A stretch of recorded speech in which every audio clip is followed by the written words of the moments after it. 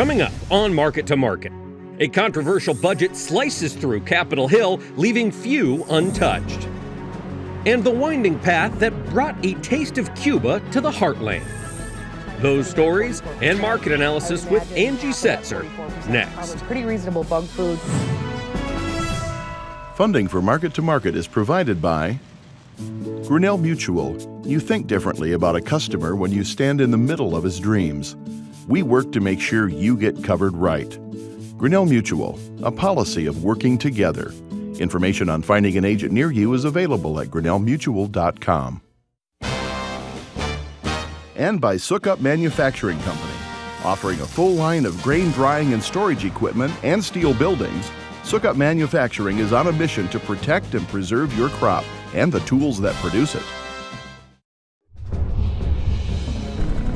This is the Friday, May 26th edition of Market to Market, the weekly journal of rural America.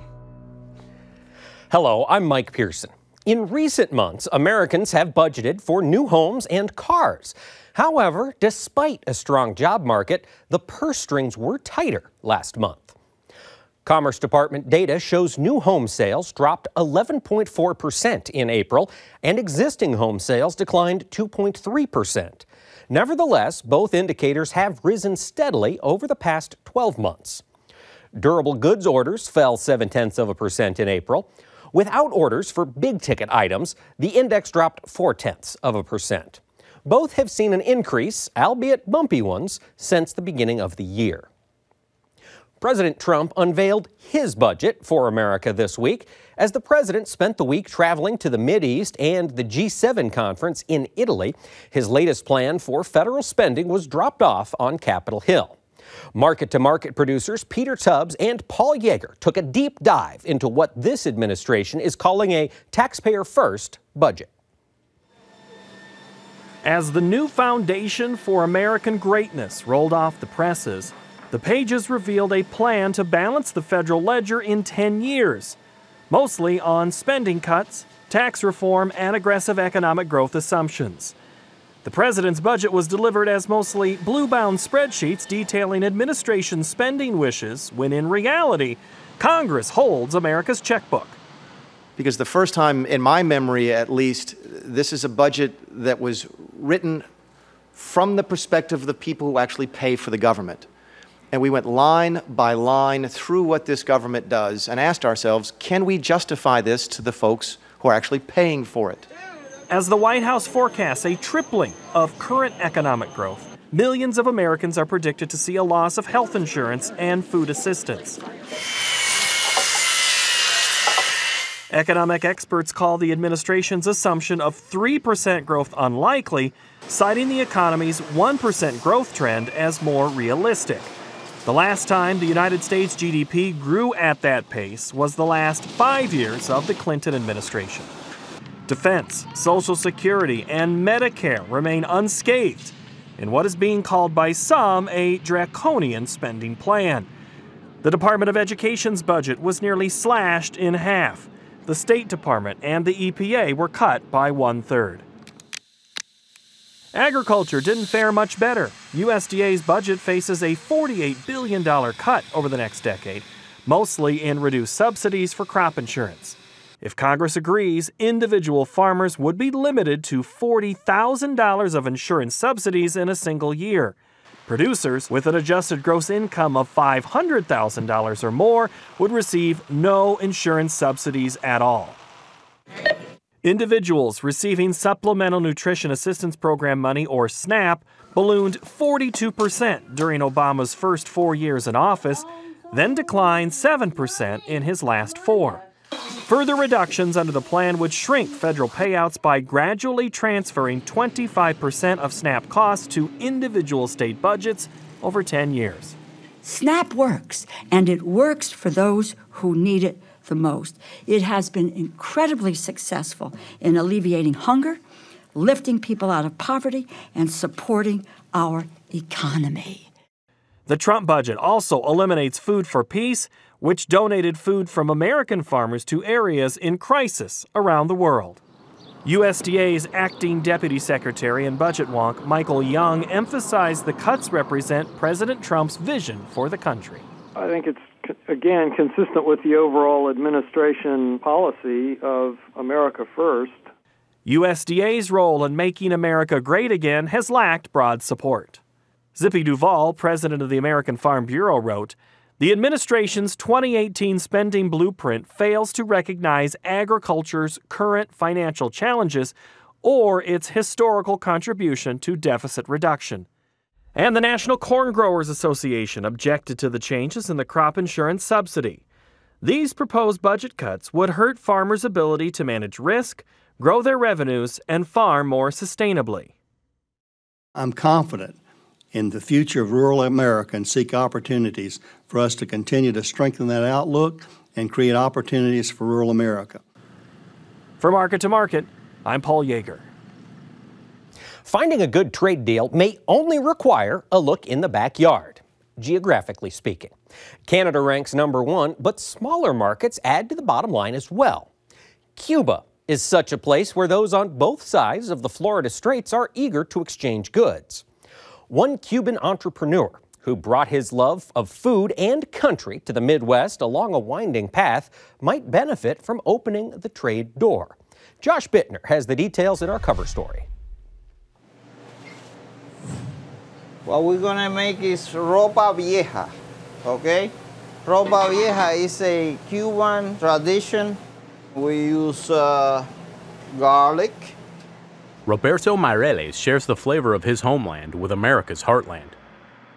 And the Cuban exile also serves up an intriguing tale about fleeing the island long before being drawn to the state of Nebraska. I was 14 years old and I left in 1966.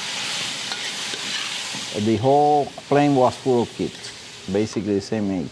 Because between 15 and 28, you were supposed to be in the military. So you became like a Castro's kid at that time. Not long after the Cuban Revolution swept Fidel Castro into power, the U.S. government, private donors, and the Catholic Church liberated more than 14,000 unaccompanied youths by plane across the Straits of Florida.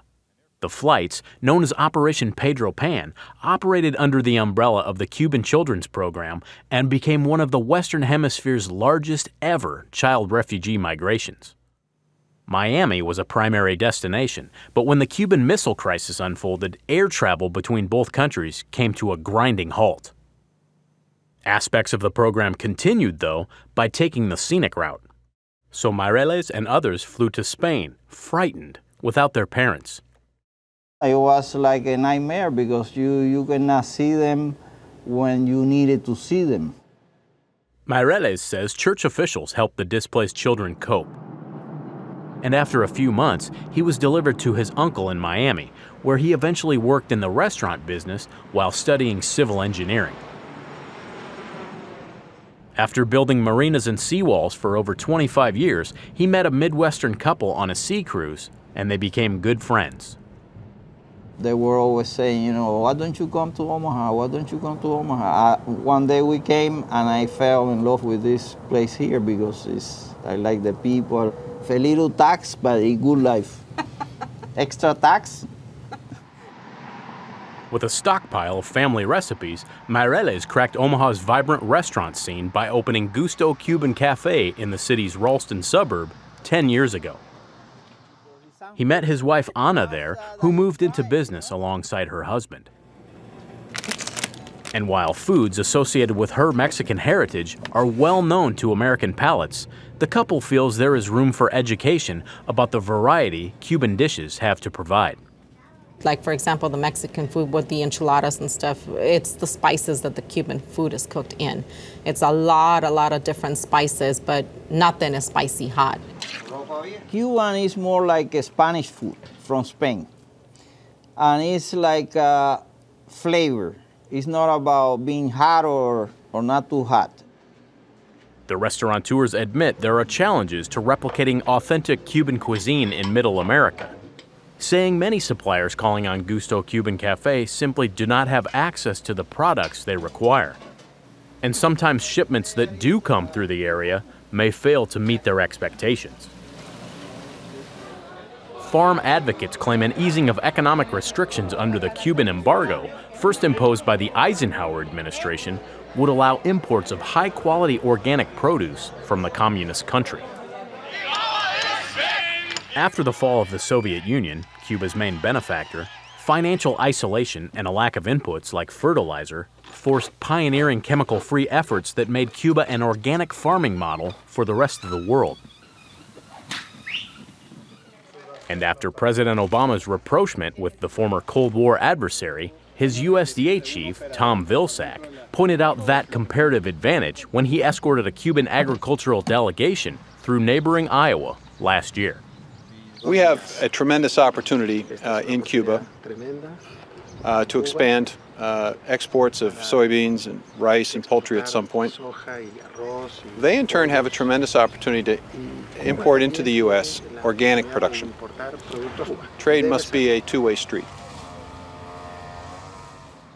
While congressional efforts have paved the way for limited agricultural exports to Cuba since the late 1990s, denial of credit under the embargo and requirements for upfront payments in euros eventually forced a modest surge to stall. But American farm groups and legislators continue to push for entry into a market of 11 million mouths just 90 miles off the coast of Florida. And progress on that front has been made. The New York-based U.S.-Cuba Trade and Economic Council recently tallied over 170 tons of American rice cargo sent to Cuba at the end of 2016, the first shipment since 2008. And earlier this year, the Pearl of the Antilles shipped its first legal export to the U.S. in over 50 years, clean-burning artisanal charcoal made from the invasive marabou plant. If you believe in free trade, and in fact, if you believe in economic progress, this is exactly what we should be doing.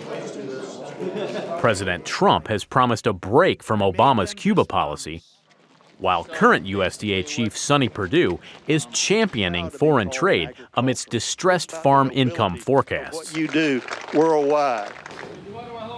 And importing U.S. commodities also could help buoy Cuba's nascent entrepreneurialism. 7 years ago, the government loosened business restrictions, and among other opportunities, private restaurants emerged, called paladares. Most are family-owned and operated out of converted homes to serve growing legions of tourists and wealthier Cubans. Every living soul in Cuba, they all cook, and that's what I try to do here, to bring back the old Cuba. Roberto hopes to make a return trip to Cuba someday to give his wife a taste of the island's unique zest. Ah, there it is. And they will continue to share their love of cooking and hospitality with their Midwest community. This is very important in Cuban food.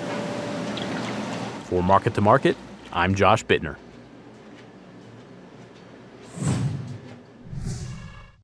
Next, the Market to Market report.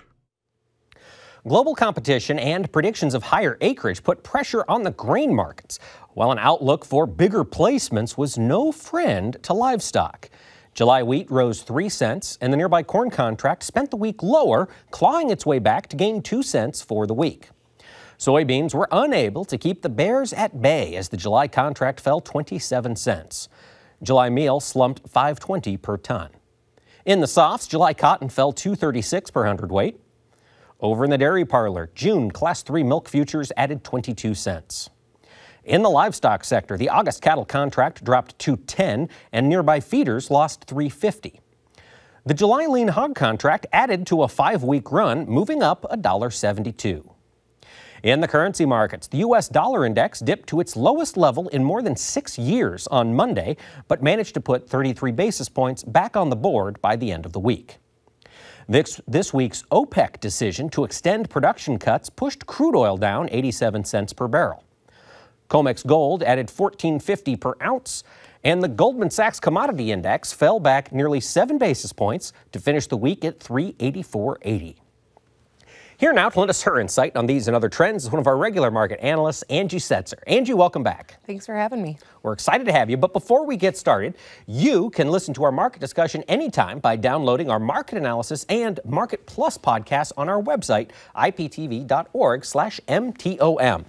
Angie, let's talk about the wheat market. Yeah. We're bouncing back and forth, still within this range, looking at massive crops in Australia. How do things look as you gaze out into the summer? Are we going to break out of this range at some point? Eventually, I'm going to be right in saying yes, because I've been calling for it to move higher for quite some time. We're really struggling. I mean, wheat has been the whipping boy of the market. Wheat was the first crop out of all of them to have a surplus. I mean, we really saw wheat 10 years ago when we saw these double-digit wheat prices. All of a sudden, everyone across the globe decided they were going to grow as much wheat as possible. So we've really seen all ends of the spectrum, and I think we're finally getting off the mat, and I've stood by that for quite some time, and I will continue to do so. We really have to see what's going to happen harvest-wise. There's still this idea right now that there's going to be a lot of crop come out of the Southern Plains. It's just going to be a lot of very poor quality crop. So that's kind of a hitch in our giddy-up at this point, you could say. Now, to me, it's very variable, and anyone who's grown wheat will tell you that you can go out into a field and you can try to guess what it's going to yield, but until you put a combine in it, you're not going to know. So for me right now, I think over the next few weeks as we start to harvest, if we can, I mean, at this point in time, places that are ready to be harvested here in the next week or so are looking at dealing with some pretty substantial rain systems coming through. So once we're able to get out and harvest, we'll get a feel for what we actually have. And then unfortunately, we are going to have to chew through some of that poorer quality stuff and figure out what to do with that going forward. All right. Well, now I want to talk about the corn market. And you talked about the rain systems. And there's more predicted for the next couple of weeks, especially across southern Illinois, Missouri, you name it. We've got a question here from Roger in Wisconsin. He's asking, with rain delays, what are crop yields projected to be? Do you anticipate them to be the same as last year, higher, lower, or do you see them coming down? To me, at this point, I see them coming down. Now, I'm not going to sit here and give you an exact yield estimate. I think it's going to be very difficult to out-yield last year, of course. Last year was a perfect year, really across much of the Corn Belt. And so it's going, of course, that's going to be difficult. And if you take the Olympic average, so we throw out our highest and our lowest and take a look at what the actual 5-year average is, it's 4 bushel to the acre lower than what the USDA is anticipating. 167 bushel to the acre crop is not a poor crop. Just 3 years ago, it was a record crop, basically. So I do think that we should start to believe that the top end of the yield's going to come off, but of course the crops will be made in July and August. But even in that sense, we have to figure out how many acres we're going to have, which is the main thing I'm looking at more so than yield right now. And if we've got a pile of poor quality wheat that's going to compete with corn for livestock feed, then there might not even be that much of an incentive. How do you market grain in this environment right now? I'm unsure of what's growing in the field. The price isn't that attractive on the board. Angie, what's my best strategy? You don't do anything. I mean, it's just the same. Buying, selling, doing nothing. They're all three positions that you can take. And in my mindset right now, for those with old crop corn, it's a different story. But for those with looking at what to do with new crop corn, as long as if you have a revenue protection policy in place or something of that nature from a crop insurance safety net or something along that line, your guaranteed price was $3.96. We're trading $3.90. So to be overly aggressive, I'm not in a big hurry. Now, of course, if you have an 85% revenue protection plan, that leaves you with 15% at least of your crop unprotected. Most of my customers that I'm working with at this point in time, we have hedged at around this $3.90 to the $4 range using futures only, which we do quite often. Don't shoot me in Iowa for saying that, but it is what we do. Using futures only, and we will watch and see how the spreads trade out, what happens with basis going forward, because we have had some lower crops in Michigan the last couple years, and the Eastern Corn Belt too. Indiana, Ohio, Illinois are probably going to be struggling. Ontario's had some issues. So for us, we anticipate some strength in basis. Out here, of course, it's going to be a little tougher because you've got a couple years of crops to chew through. But futures-wise, at that $3.90 level, you're also ensuring that crop production that you don't have covered via insurance. But other than that, to be overly aggressive at this point in time, it's still early yet, in my opinion. to get to where you need to panic or really get aggressive on the sales side. All right. Well, now soybeans, new crop soybeans. Angie, is it time to panic? No, it's never time to panic in marketing. You know, in my opinion, if you're at the point where you think you need to panic, you need to take a day and take a breather and calm down, because that's probably going to be the worst sale you make. When it comes down to it, a lot of guys have been aggressive on soybean sales. They need to remember why they were aggressive in the first place. Same thing, they need to also remember that crop insurance price, that safety net is at a very reasonably strong level. You know, and on top of that, right now we're in this situation where it's all of a sudden the market's caught on that things are not necessarily friendly to price. Most of us have known that things aren't necessarily friendly to price for about 6 months now. So it shouldn't be a surprise. It is scary. It is concerning when you look at things and you worry, okay, where could we head? What could we see? But until we get to August, this crop is not made. So we've seen some pretty solid reasonable support. We've of course tested and broke that this week, falling below that 940 number. But we've got to test and see where the downside's going to be in November beans and July. And we will eventually resurface get to an area where buyers will come back in, and we should be able to capture some opportunities.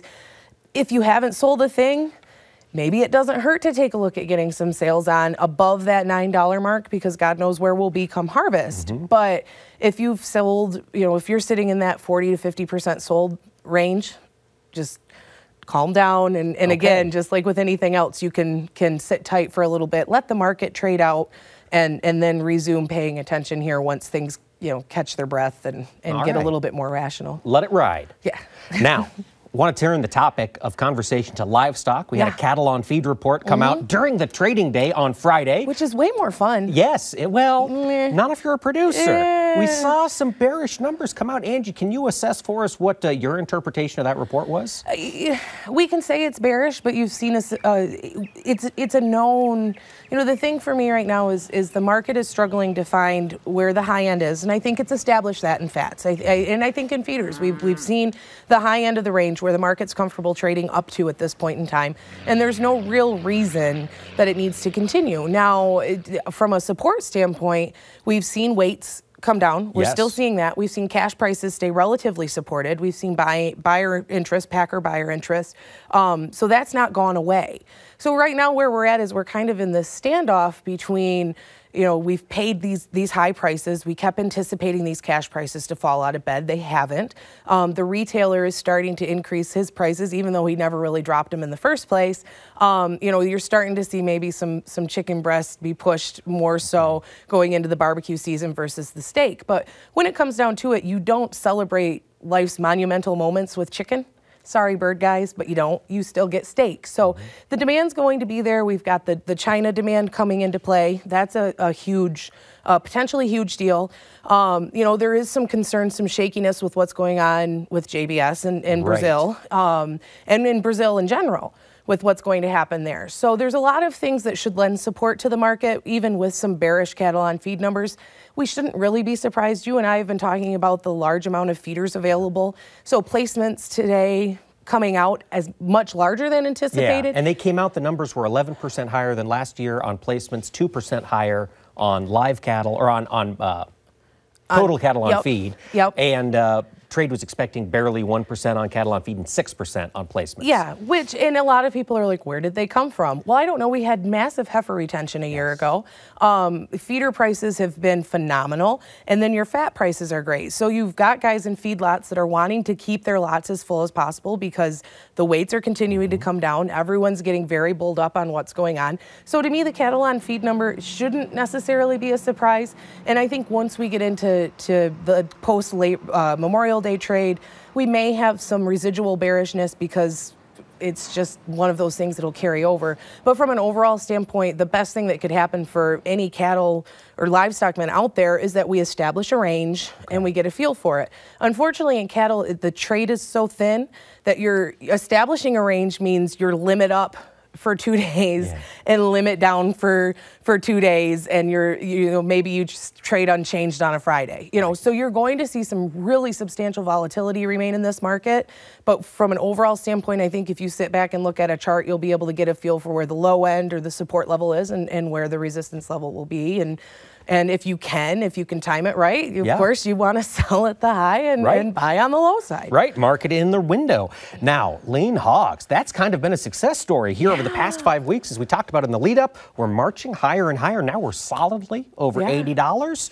Where does it go to from here? As you mentioned, everybody loves bacon. Everybody loves bacon. You know, I think when it comes down to it, you do get to a point where you've got to, we're going to see some steam let off, and we'll probably, you know, I'm not going to say that we'll come in next week and be lower, but the fact is that we're trading at some pretty solidly strong levels. And historically, once we get up into these levels, you know, unless there's an issue that's been there, you know, via we lost supply somehow, or we, you know, have been surprised by demand. You know, to me, I think what'll start to happen is people will start to discuss the renegotiation of NAFTA and how, you know, a third of our pork exports this and yada, yada, yada. So I would not be surprised to start to see maybe some pressure on that market.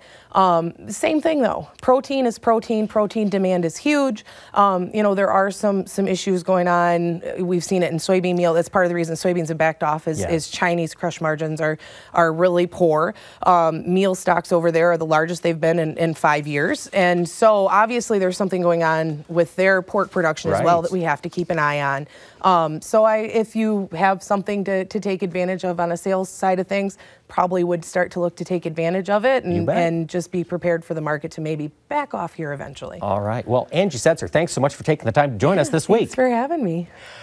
That wraps up the broadcast portion of Market to Market. However, Angie and I will keep the conversation going, including answering more of your questions during Market Plus, which is available in podcast and video form on our website.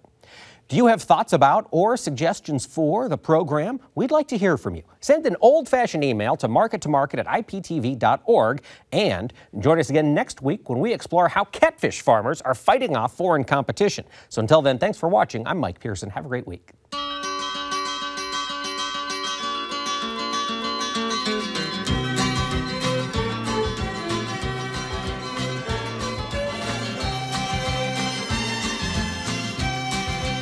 Market to Market is a production of Iowa Public Television, which is solely responsible for its content.